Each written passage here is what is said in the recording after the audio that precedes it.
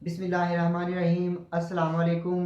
एक नया दिन, नई उम्मीद, नए जोश, नए जज्बे, नई रेसिपी और नए जायके के साथ अलीफ किचन में मैं हूँ आपके साथ आपका होस्ट वलीद रज़ा।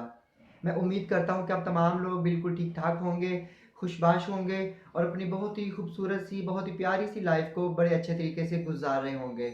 अलीफ किचन में आज हम लोग क्या बनाने जा रहे हैं वो हम आपको बताएंगे बाद में।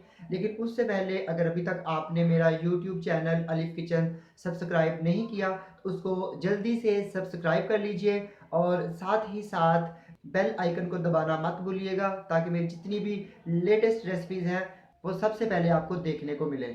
तो आइए चलते हैं रेसिपी की जानिब और देखते हैं कि आज हम अलीफ किचन में क्या बनाने जा रहे हैं। तो आज हम लोग अलीफ किचन में बनाने जा रहे हैं बहुत ही most requested recipe zinger burger. तो ये कमर्शियल स्टाइल में आपको मैं जिंगर बर्गर बताऊंगा।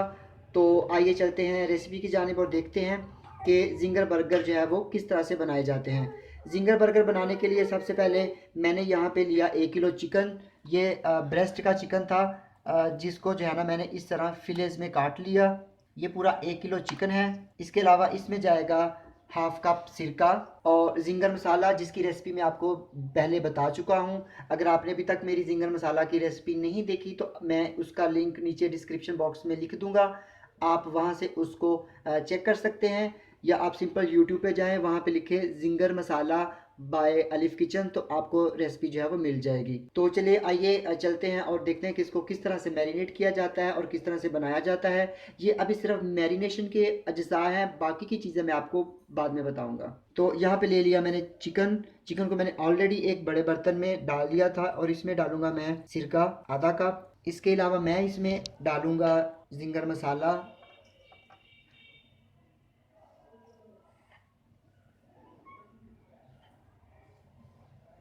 4 टेबल स्पून। और इसको अच्छी तरह से जो है वो हल्के हाथों से आपने इसको मिक्स करना है, वरना आपके जो फिलेज हैं वो टूट जाएंगे। तो अगर आपको मेरी ये रेसिपी पसंद आती है तो आप इसको अपने दोस्तों और फैमिली मेम्बर्स के साथ शेयर करना मत भूलिएगा। और अगर किसी भी बात की समझ नहीं आती तो आप कमेंट बॉक्स में मुझसे कमेंट करके पूछ सकते हैं। तो ये इसको अच्छी तरह से हम लोग मैरिनेट कर लेंगे और फिर 15 से 20 मिनट के लिए इसको रख देंगे। तो ये मैंने इसको मैरिनेट कर लिया और अब हम इसको 15 से 20 मिनट के लिए रख देते हैं और फिर मिलते हैं आपसे 15 से 20 मिनट के बाद। आधा घंटा हो गया था इनको मैरिनेट किए हुए। अब हम इसकी ब्रेडिंग करेंगे और ब्रेडिंग करने के बाद हम इसकी जो है वो फाइनल असेंबलिंग करेंगे। तो सबसे पहले आपने क्या करना है कि जिंगर ये मैरिनेशन और एक खुले बर्तन में आपने डालना है मैदा। ये मेरे पास तकरीबन 1 से 1.5 किलो मैदा है और एक बाउल में आपने लेना है पानी। अब आपने क्या करना है, यहाँ से इस तरह पीस उठाए। ये मैं 4 जिंगर की जो है वो करने लगा हूँ।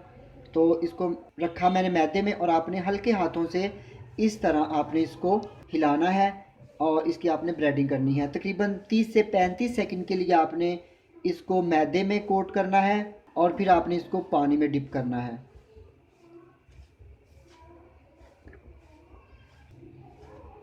खुला मैदा लेना है आपने, तो फिर इसकी ब्रेडिंग जो है वो अच्छी होगी। 30 से 35 सेकंड के बाद आपने एक फिले उठाया, जिंगर का पीस उठाया, इसको पानी में डिप किया और फिर मैदे में रखा। दूसरा पीस उठाया, फिर मैदे में रखा। इसी तरह आपने चारों पीसीस को उठाना है, पानी में डिप करके दोबारा मैदे में कोट करना है। ये हमारी जो है ये दूसरी कोटिंग है। इस सारे अमल को ब्रेडिंग कहते हैं। और इसमें जिंगर में आपने हमेशा 2 दफ़ा पानी में डिप करना है और 3 दफ़ा मैदे में कोट करना है। तो अगर आपको मेरी इस रेसिपी में किसी भी किस्म की कोई मुश्किल आती है, किसी बात की समझ नहीं आती, तो आप कमेंट बॉक्स में कमेंट करके पूछ सकते हो।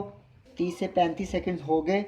अब दोबारा इसको निकालेंगे और माशाल्लाह ये देखें क्रम देखें, ये देखें। अब दोबारा इसको पानी में डिप करेंगे और फिर मैदे में।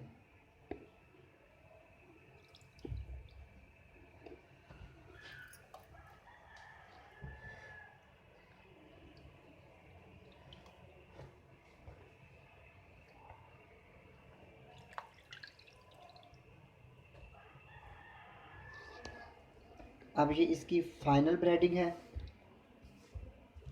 हल्के हाथों से आपने इसको फिर से मैदे में कोट करना है।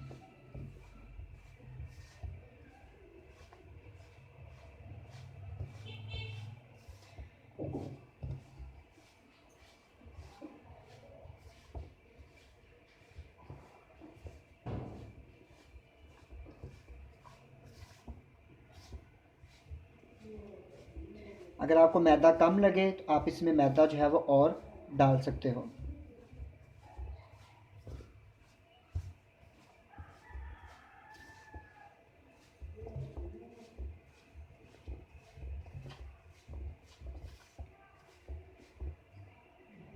अब हम एक पीस उठाएंगे, ये देखें, इसको ऐसे झाड़ेंगे और इसको फ्राई होने के लिए यहाँ कढ़ाई में डाल देंगे।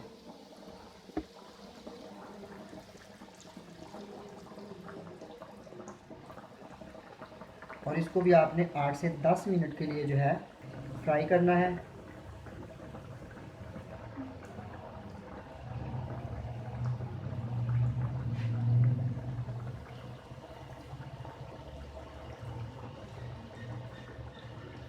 तो बाकी का जो मैदा होगा बर्तन में, उसको आपने अच्छी तरह से छन्नी से छान लेना है और इसको रीयूज़ करना है। तो जब तक हमारे जिंगर जो है फ्राई होते हैं, तो तब तक हम अपना बाकी का काम जो है वो कर लेते हैं। तो मिलते हैं आपसे थोड़ी देर के बाद। 5 मिनट हो चुके हैं जिंगर को फ्राई होते हुए। अब हम इनकी जो है वो साइड चेंज कर लेते हैं। माशाल्लाह, ये देखें, इसके जो है वो क्रम देखें।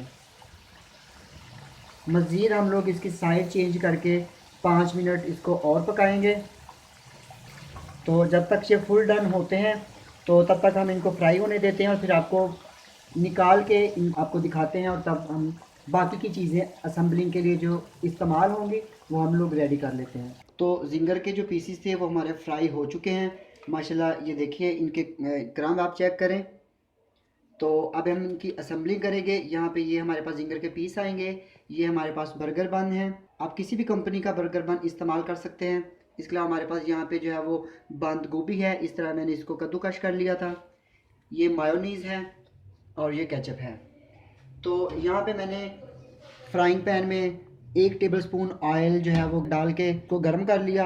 अब मैं इसमें ये बर्गर बन डाल दूँगा और इनको हम अच्छी तरह से ज़रा गर्म कर लेंगे। ये गर्म हो गए। अब इस साइड पे इनके मैं डाल दूँगा मायोनीज़ और एक साइड पे मैं जो है वो डाल दूँगा केचप और साथ ही इस पे मैं थोड़ी सी ऐड कर दूँगा बंद गोभी। और बर्गर बन हमारे गर्म हो गए हैं। चूल्हा मैं इनका कर देता हूँ बंद और इनको हम लोग निकाल के रख लेंगे बाहर। ये मैंने इनको निकाल के बाहर रख लिया। इनके ऊपर मैं रखूँगा जिंगर का पीस।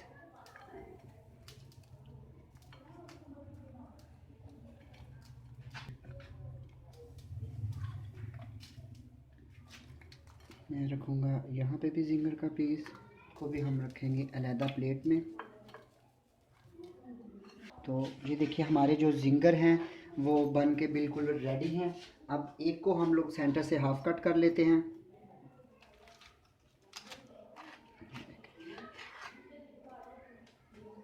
तो मैं उम्मीद करता हूँ कि आपको मेरी आज की ये जिंगर की रेसिपी ज़रूर पसंद आई होगी। अगर आपको मेरी ये जिंगर की रेसिपी पसंद आती है तो इसे अपने दोस्तों और फैमिली मेम्बर्स के साथ शेयर करना मत भूलिएगा। इसके साथ ही अलिफ किचन से वलीद रज़ा को इजाज़त दीजिए। इंशाल्लाह नेक्स्ट टाइम एक नई रेसिपी के साथ दोबारा से हाज़िर होंगे। तब तक के लिए अल्लाह हाफिज़।